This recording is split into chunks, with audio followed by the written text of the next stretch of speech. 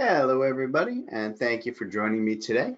I am Jim Coppinger with ZenTek Consultants, and I want to welcome you all to our presentation of 3 vital Bluebeam tools that you may not know about. Just some really nice, helpful features that we think will make your day-to-day existence a little bit easier when you're working in Bluebeam. So with that said, let's go ahead and get right into today's presentation. So for starters, for those of you who haven't worked with us before, we thank you for taking the chance with us. We're ZenTek Consultants, and we work in the AEC community with all technology needs. We are CAD and Bluebeam and Procore and just about any technology that you can think of. We're Microsoft partners, right? Whatever tech you guys are running, whether you want to configure, customize, optimize workflows, you're looking for best practices, right? Standards, we're here to help. So we hope you guys will hit our website and see all the good things we have to offer for you. All right, so today, what we're going to talk about are just some basic Bluebeam tools, right? You know, we all work in Bluebeam on a daily basis, and it always seems like everybody I talk to always seems to have the same kind of complaint. You know, the IT guys installed Bluebeam on my machine and said, you're all good to go. And my boss said, figure out how to use it. And that's what I've done, right? And it's actually quite impressive that so many people are able to teach themselves and kind of sort their way through it, right? And figure out the tools that they need to get their job done. But we like to run these little presentations now and again just to kind of show you guys what you can do and some of the features that maybe you don't even know are there. So we're just going to cover 3 real simple things, right, that we think can make your daily life a little bit easier. And I will encourage you guys, if you have questions or comments as we go through, please just type them into the chat box or the question box. I do have a little bit of time here at the end for some question and answer just in case any come in. Honestly, I don't expect many to. It's just kind of a demo today, but if you do, just type them. All right, so let's go ahead and move on, right? It's demo time, right? And like I said, I'm going to throw you 3 basic things today. I'm going to show you guys how to do some custom status tracking, some automated stamps, and talk about building some email templates, right? And always to remind you guys, we are a premier Bluebeam partner. We'll help you buy, sell, support, install, configure, and customize it to your heart's content. So we're here for you guys when it comes to Bluebeam. All right, so let's go ahead into today's setup. And the first thing that I want to talk about here is the idea of custom status tracking. All right, and what a status is, I'm going to go down here to the markups list. All right, and you see that I got the status column turned on. All right, and when we go to pretty much any object that we have created here in Bluebeam, I can right click on it and I can set status. All right, and what happens is that right out of the box, Bluebeam comes with 2 basic sets of status controls. And people look at these and they don't see how it really applies to them, right? It's really kind of geared towards a punch list and a migration kind of setup, and like, those are of limited use to me and what I do on a daily basis. So what happens is they turn them off and they never look back, right? It's not something that's immediately important to you. But what I want to show you guys today is that your statuses are completely customizable to your specific workflows, whatever it is that you do, right? And if you apply a little bit of imagination to this tool set, you can actually keep track of every single step of what happens for every single object within your projects, right? So, you know, one of the things I can do here, I'm going to go to this little sample slide bar here. I'm going to go to manage status on my status palette. And what I'm going to do is I'm going to turn off the 2 default ones, and I'm going to add my own, right? And I'm just going to go ahead and we'll just call this our presentation example. Okay, and my typing is real bad, so I apologize. There we go, presentation example, that's a little better. All right, and you see, so now I have a new set available here, but right now it's empty. And now I can go in and I can start adding different items, right? So you can see up here, I've got a status saying, hey, you know, I think we need a beam here, right? To accommodate just a note that I've added to the document. So kind of thinking about that in terms of notes and communication and processes, what might happen, right? So in terms of workflow, right? You know, first of all, it has to go through, right? I got to let the PM know that that's ready for, you know, the PM, oh, got my caps lock on, let me fix that. That it's ready for, you know, PM to review it. Look at my notes, see what they are. I can tag notes that I want to bring to his attention. Okay, so I'm going to go ahead and say, hey, that's ready for project manager approval. All right, I'm going to add another option, right, which would be the project manager approves. Right, or maybe the project manager denies, right? Depending on which way it goes, different things can happen, right? Maybe we want to keep track of, when things have to go to the architect or engineer for like an RFI. Right? So we'll just say, we're going to put this one on hold for an RFI till we get back information on that, right? Maybe we're ready to go ahead and order things, right? So maybe we want to go ahead and, order the material, okay? All right, maybe when we order the material, we find out that that material is, on back order. Okay, maybe we want to keep track of when it's been delivered to site. So you can just go in and you can go ahead and put in a full-blown list. And last, we'll say, we want to keep track of when it's, installation complete. Right? And like I said, don't get bogged down in these. In the ones that I'm showing you, I'm just trying to give you some examples. You can literally type anything you want here, and you can create different sets for different users within your company. So you can have one set for the project manager, a different set for the estimators, a different set for your supers, okay, your field staff, whoever's out and working with these, right? You can use them and then you can have them show up, right? And we can share those on the profiles. So we can save this to our profile. Then whoever, when we share the profiles to our field guys and they're using it on their iPads or whatnot, they can actually use these out in the field and set statuses and conditions and different controls instantly. All right, so I'm just going to say okay to those and now show you that what's nice about this, right, is that now I can either right click up here and go to set the status, and you see it's my list of options, or I can just go right down here in the markups list. And you see here, I can just double click and set the statuses here. So I can go in and say, hey, that's ready for the project manager to review. And you see what's really nice about this, it also applies accountability. It tells you who applied a given status on what date and what time. And what I like even more than that is that we can go in here and if I change the status and say, okay, you know what, the project manager approved that.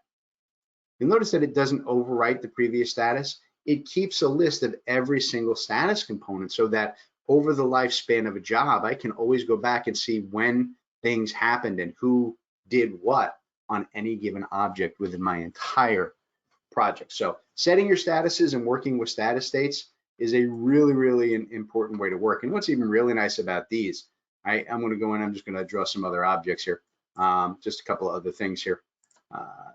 Throw on just so we have different items. You see we've got different statuses here, right? So I can go in and say, hey, well, this one is ready for review and this one is ready for review. What's nice is that your status can also work in your filter. So now when I go in here and I set my Bluebeam filter to say, look, the project manager is going to come in and the project manager needs to know which ones are ready for him to review. He needs to look at what your comments and thoughts and what additions we need to make. So you can just filter down for that and you see it's only showing him the ones that are ready for him to review. And you'll even see that here on the screen, it grays out the ones that are not active for him to review.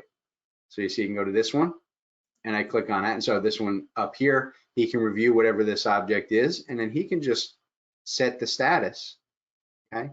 I approve that one. And watch what happens to it in the list. It grays out and disappears because it's no longer in the ready for review state. It's already been reviewed. Now it's been approved. Right, now I can go to this one and change the state, okay? And I can just go ahead and say, hey, you know what? I'm going to deny that one. Now you see there's nothing left for approving. So then I can just go in and clear my filter. And now you see it changes all the states. So it makes it a very easy review and update process when you're using these. So I'm a big fan of working with your status states. You can customize them, save them to profiles, and have everybody in the company using the sets as you need them. And just one last thing I will show you real fast, not that it's particularly vital, but you can actually go into these. Right? And I'm going to change this to like whole for I can actually visibly change the color. So when it goes to RFI, I can change it to an orange object. Right?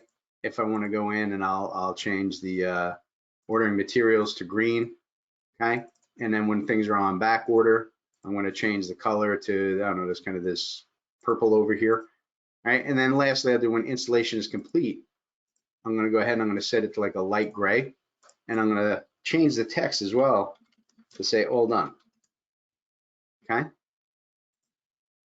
and okay. All right, now you see as I go in and I change the status on this object. All right, so if I go in here and I'm going to set the status, if I can find it, there it is.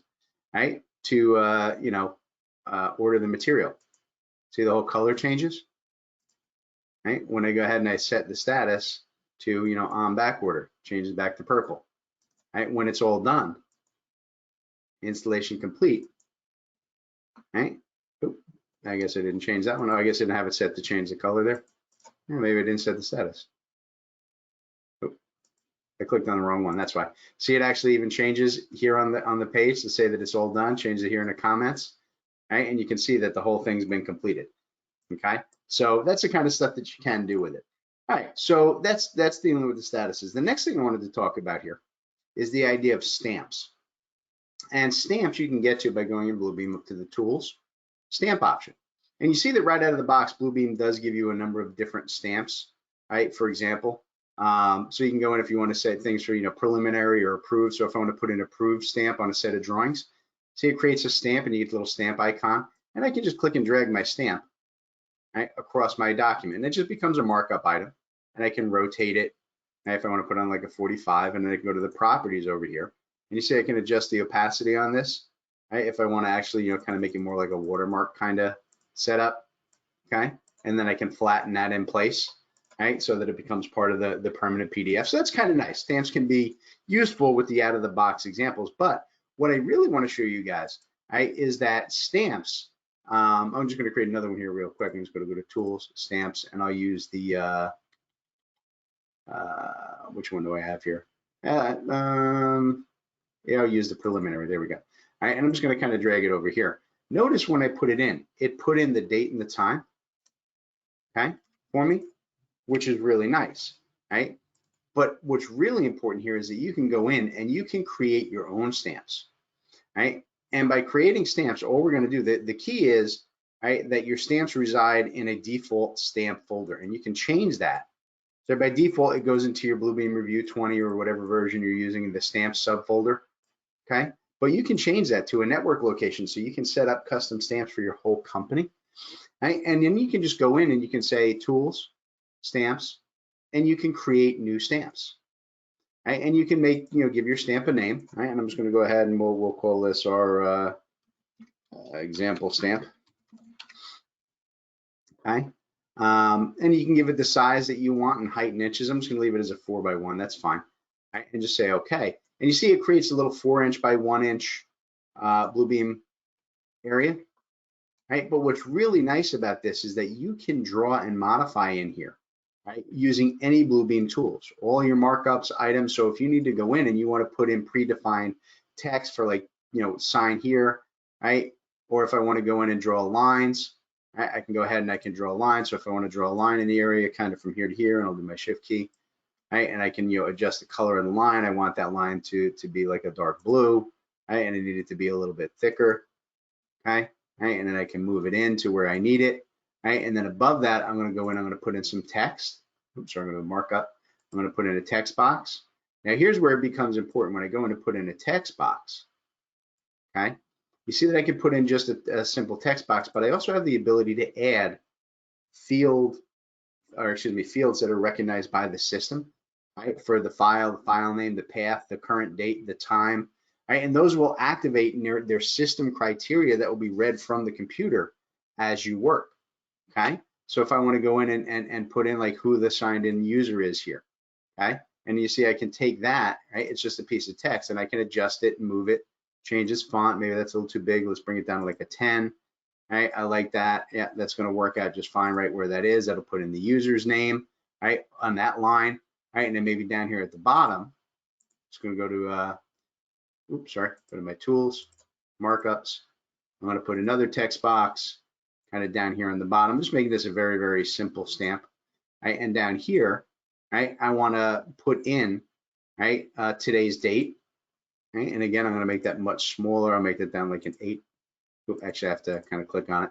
There we go. Let's bring that down to an 8 font, and we'll make it the font red, right? And we'll give it a, Arial's fine, right? But I will make it bold, okay? Just because I feel like it, right? So there's that, okay? That's where that's going to be. It's going to put the date down in there, right? And I probably don't need it that big. And I'm going to do one more text box, right? Just to, I'll throw another one kind of over. There's the date. right? And then over here, I can go ahead and put in whatever other dynamic information, maybe I'm gonna go in and put in the file name, okay? Right, I'm gonna put in the full file name in here, right? And again, same thing, right? I'm just gonna go ahead and make it a little bit smaller. I'll bring it down to an 8, right? And I'll make the font green. If dark green works, right? And I'll make it italics, right? And I'm gonna kind of adjust the box just to kind of put that on here because sometimes the file names get to be pretty long. Right, and I can draw whatever else I need on here if I need to put in company logos, images, photos, drawn things, right? Whatever it is you need to put on these stamps. So think of it in terms like bills of materials, signature blocks, etc. Right? If you want to go in and actually put in here, you need somebody's initials, right? You can just go in and use the pen tool, and I can just go and say, hey, I also need to permanently have Jim signed in there. So there's where Jim signed it. Right? And now I can just go ahead and I can just save that. And I'm going to close that stamp. Right? Now, when I go to any other document, I can just go up to Tools, Stamps, right? And you'll see that my example stamp, it's shown there because any PDF that I save into that stamps folder will show up here in this dropdown. Now I can just go in and say, okay, here's the example stamp. It's going to be that big. Okay. And you see that it brought everything in. Named it as the floor plan PDF, put the date, see it put my name in because I'm the active user, okay? So it's very easy to go in and add signatures and details and anything that you need, right? You can go ahead and, like I said, create signing block, border blocks, title blocks, anything that you want as a stamp that you use again and again and again on multiple drawings. So a little bit of imagination goes a long, long way there, okay? And the last thing I want to show you today is the idea of email. Right? Emailing when we're dealing with Bluebeam. One of the big things we all struggle with is the idea of communications, right? Letting people know what's going on, why are we changing things, what is updated, hey, I have some thoughts and some comments and some things that are of concern, right? So I'm going in here and we're gonna need to put a bunch of stuff over here, and I'm gonna put some other stuff out over here, and a different thing that we're gonna extend out over this way, right? On my plan, right? And I can change the properties and display, do whatever I want. But now I need to communicate that with somebody, right? And Bluebeam has a lot of ways to do that, but sometimes it's just a simple thing. You want to send it to Joe Contractor, and Joe Contractor doesn't have Bluebeam, and he doesn't know how to get into the files and find the files. I can just go right up over here. I can just go to File, and you see I can just email this. When I click email, right, and it'll take a second because my Outlook's not open, right? There it is. You see that what it does is it just takes my floor plan drawing, which is the one I have open here. Right? It just takes a floor plan and it just attaches it as a PDF to a standard email. Well, that's easy, very simple to do, right? But you notice it gives it a subject of the file name. It just attaches a file. It doesn't know who it's going to. It doesn't know what this is about. What's really, really nice is that with Bluebeam, when you have an ongoing project, maybe you've got to put in weekly submittals, right? Weekly reports. You have to put in as-builts, right? On a recurring basis. Anytime that you have emails that have to go on a recurring basis, any kind of update that you have to send using the Bluebeam PDF structure, what I can do is if I go to File, you see here I can create email templates. And you see these work just like the stamps that I can go in and I can change the template folder. So you see by default there is an email folder underneath Bluebeam here. I can just leave that alone, or I can change this to reside out on my network so that everybody in the company has the same email templates, right? And then what I can do is I can just go ahead and I can create myself a new email template, right? And I can give my template a name, right? And I will call it, we'll call it the weekly report example, okay? And I can say, who do I want to send that to? Right, and you see I can go in here and I can go in and I can type in people's emails. I'll go to my buddy Rocco here. Right, I have to send him a weekly report example. I can put carbon copies and blind carbon copies. Right, my subject is this is the weekly report on the field observations. Okay, and I can put Rocco. Here's the latest and greatest. See, I'm actually putting in the message here. right? From job, A, B, C dash, 1, 2, 3. That's our project. Thanks, Jim. Okay. So all I'm doing is basically creating a template. I'm filling in, the name of the template, who I'm sending it to. I can send it to as many people as I want. I can separate these with, commas and semicolons. I can also even copy and paste these from like my address book, right? No problem, right? And I can just go ahead and say, okay. Right? You see it's going to save it as the weekly report example into the email folder. All right, so there you go. I've created a template folder. Now, no matter where I am and whatever file I have open, I can just go in and say, hey, I'm going to go to File, Email Templates, right? And you'll see that now I've got my weekly report example. Now when I click on it, it's going to open up the email, but this time instead of just being that bland email, see that it's already fully filled out. It's already set to go to Rocco. It's already got the subject. It's attached to the file, and my message is in place. Okay, so you can easily create these reusable templates for the emails right here in Bluebeam. And those will come in no matter what drawing you have open. I'm going to go, let me just go open up a different document here. I'll just open up this civil plan. All right, so here you see I've got a completely different drawing that I'm working with. Doesn't matter. I can just still go in. That's now a common template from my system, or like I said, out on the network for everybody to use. And I can just send the weekly report example. The difference being is that this time, you see it's attaching the C1 drawing instead of the floor plan. That's it, okay? So I can easily build those templates and reuse those. It can be a huge, huge time saver for you. All right, so there you go, folks. 3 very basic, very simple tools that we could use inside of Bluebeam to make your daily work a little bit easier, right? And let's see if we have any questions coming in. I don't actually see any questions. Like I said, I really didn't expect any. These are pretty basic tools, but they're really, really useful. So I think we can go ahead and just move on. I don't see any questions for today, right? I do want to remind you guys, or at least let you guys know, that beyond being Bluebeam partners, we're also certified Procore consultants. So we're here to help you guys with all your construction support services and Procore needs and anything in terms of basic construction for estimating, scheduling, project management. ZenTek works there too. And if you guys do have any questions, that if you need more seats of Bluebeam, or how to configure or estimate, or how to get some additional training and support, please feel free to reach out to us either at sales@zentekconsultants.net or at the phone number on screen. Other than that, thank you guys so much for taking the time today. Hope you got some good info, and we'll see you next time. Have a good day, everybody.